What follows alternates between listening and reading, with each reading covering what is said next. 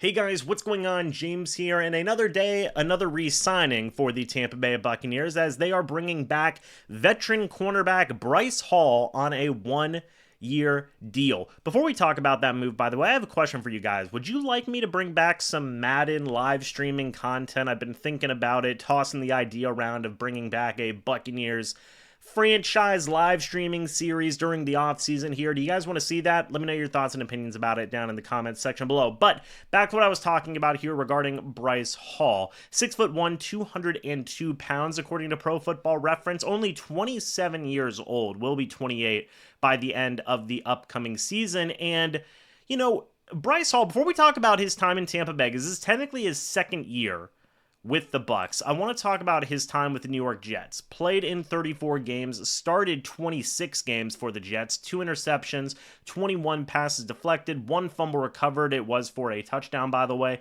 122 combined tackles, 5 tackles for loss, and 2 quarterback hits. Bryce Hall does bring a good amount of starting experience. He started every single game for the Jets in that 2021 season, played and started in all 17 games. So I think Hall is a very great depth piece addition.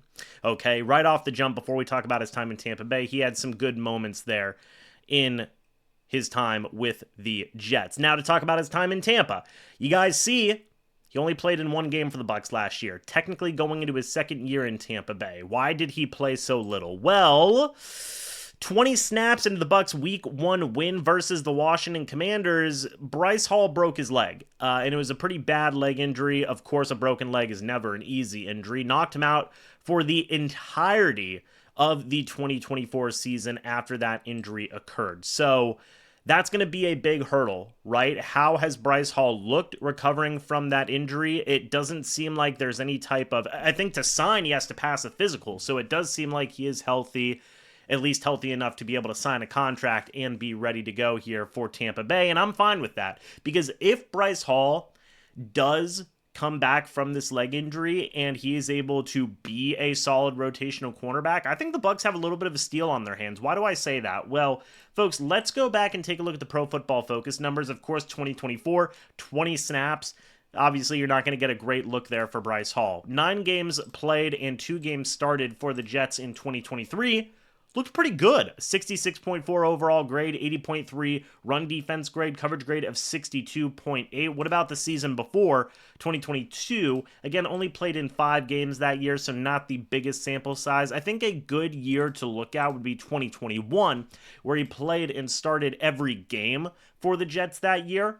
And he did pretty solid. A 63.2 overall grade, 78.9 pass rush grade, 53.1 run defense grade, and a 64.5 coverage grade. Look, if the Buccaneers are getting the 2021 version of Bryce Hall, or heck, let's even say the 2023 version in limited capacity of Bryce Hall, the Bucs have a very solid, let's say, third outside perimeter cornerback on their hands, okay? Like, in my mind, I think Zion McCollum's your 1, Jamel Dean is your 2, whoever's going to be your nickel, be it Tyke Smith, Christian Izzy, and whoever, right? And then Bryce Hall would be that first guy to step into that rotation of outside cornerbacks in case Zion McCollum or Jamel Dean need a breather. If they're out of the game for one reason or another, Bryce Hall, I could see being that first outside cornerback to step up into that role. That was essentially kind of the role that he had last year before that injury occurred. I mean, again,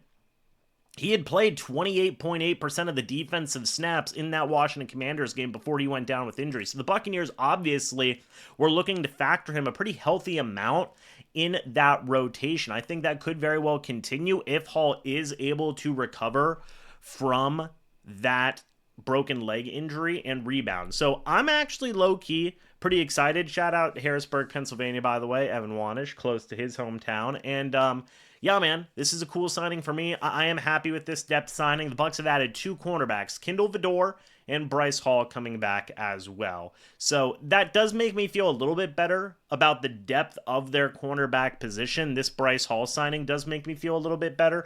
I don't think it will detour or sway the Bucs from drafting a cornerback in this upcoming NFL draft, but having Bryce Hall there certainly does help. I think it's a low-key signing, underrated in my opinion. But what do you guys think about this? Let me know your thoughts and opinions about this down in the comments section below. I'd love to hear it. Thank you guys so much for watching this video. Hope y'all enjoyed. And as always, guys, I'll see you all in the next video or the next live stream. But until then, and as always, guys, goodbye for now, and go Bucs.